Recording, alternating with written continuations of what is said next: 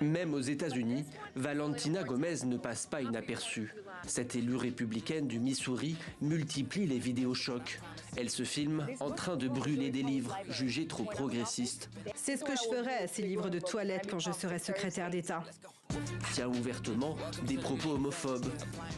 Ils disent que cette voiture fait un peu gay, jusqu'à ce que je sorte ce petit bonhomme. Et va même jusqu'à appeler à l'exécution des pédophiles. J'ai une solution pas chère et éco-friendly à ce problème. Et pourtant, Valentina Gomez est loin d'être un profil isolé. Elle fait partie de cette nouvelle génération de militants trumpistes. De leurs leaders, ils ont pris le vocabulaire, la gestuelle et bien sûr la violence verbale. Autrefois marginaux, ils progressent aujourd'hui dans la hiérarchie républicaine, à l'image de Marjorie Taylor Greene, élue à la Chambre des représentants. Vous, les journalistes, vous êtes la raison pour laquelle le président Trump a failli être assassiné. Vous êtes la raison de tous nos problèmes dans le pays. Non, non, c'est bon. Retournez chez vous.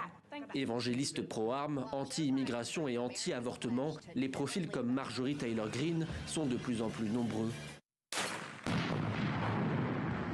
Ils sont le symbole d'une Amérique divisée, chauffée à blanc, où la brutalisation du débat public s'inscrit désormais dans le quotidien de la vie politique.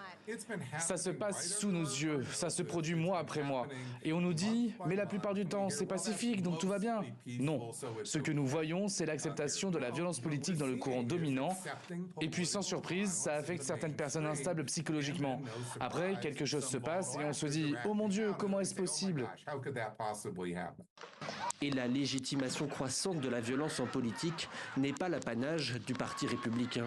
Selon un sondage du Chicago Project sur la sécurité et les menaces, 10% des électeurs seraient favorables à un recours à la force pour empêcher Donald Trump de revenir à la Maison-Blanche.